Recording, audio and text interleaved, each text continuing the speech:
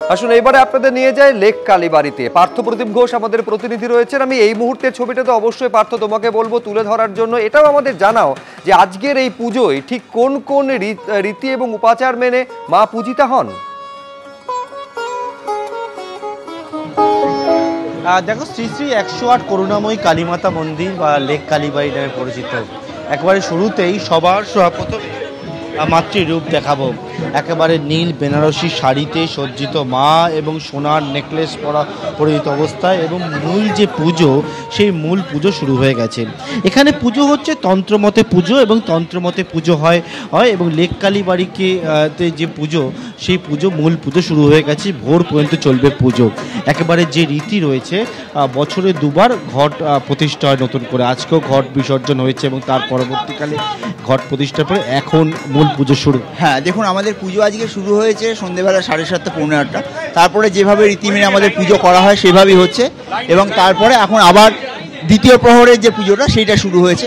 এই পুজোটা মোটামুটি চলবে আপনার সন্ধ্যে রাত অবধি, মাঝরাত অবধি চলবে। তারপরে বলিদান হবে, তারপরে পুষ্পাঞ্জলি হবে, তারপরে হোম হবে, তারপরে ভোগ বিতরণ হবে একেবারে। এবং আজকে ভোরবেলা হচ্ছে অঞ্জলি শুরু হবে। কিন্তু লেক কালীবাড়ির পুজো বলতে লেক কালীবাড়িতে আজকে কালী পুজোর দিন বলে নয়, সারা বছরই ভক্ত সমাগম হয়। ভক্তরা তাদের নিজের মনস্কামনা পূরণ করার জন্য লেক কালীবাড়িতে ছুটে আসেন, প্রত্যেক দিনই আসেন। কিন্তু আজকের দিনটা যেহেতু কালী পুজো, তার জন্য বিশেষ আকর্ষণ একটা তো থাকেই যে লেক কালীবাড়িতে কালী পুজোর দিনকে আসতে হবে। আবারও বলবো, লেক কালীবাড়ির দেবী এখানে করুণাময়ী কালী, এবং সেক্ষেত্রে একেবারে সুন্দর বেনারসিতে সুসজ্জিত। এবং একদমই দেখুন, মাকে আমরা প্রত্যেক দিনই এইভাবে সাজাই, তবে আজকে একটি বিশেষ দিন, তার জন্য বিশেষ কিছু অলঙ্কারে ভূষিত করা হয়েছে। আর তাছাড়া মাকে এইভাবে প্রত্যেক দিনই অলমোস্ট সাজানো হয় এখন।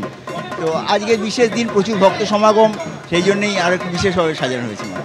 এবং যে মূল পুজো সেই মূল পুজো শুরু হয়েছে। এখানে তন্ত্রমতে পুজো হয়।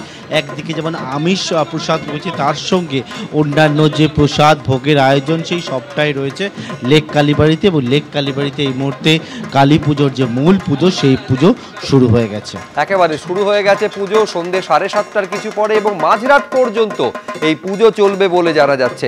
আসুন এইবারে আপনাদের সামনে একবার রাখি টালিগঞ্জের করুণাময়ীর কালী মন্দিরের ছবি। আলোর মালায় সেজে উঠেছে করুণাময়ী কালী মন্দির, এবং আজকে একেবারে আপনারা জানেন যে দিনের বেলাতে পর্যন্ত আপনাদের সামনে রেখেছিলাম যে দীর্ঘ লাইন, প্রচুর ভক্ত এবং পুণ্যার্থীদের সমাগম।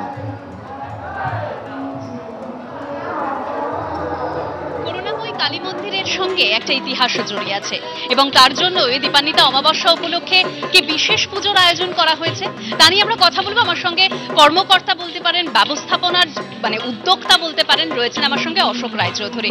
এই মা করুণাময়ীকে দেখছেন, এ হচ্ছে আমাদের বাড়ির মেয়ে। মায়ের বাবা যিনি ছিলেন তখন আমাদের বংশে মেয়ে ছিল না, মাই হচ্ছে মেয়ে। আমরা মন্দিরে থাকি, আমরা তো প্রতিনিয়ত উপলব্ধি করছি, কিন্তু সাধারণ মানুষের মধ্যে মা যেভাবে তার প্রকাশ জানান দিচ্ছে, তার উপস্থিতি জানান দিচ্ছে, এটা সত্যি আমাদের আধ্যাত্মিকতা আরও এবং আমাদের চিন্তাভাবনা আরও গভীর করে তুলছে।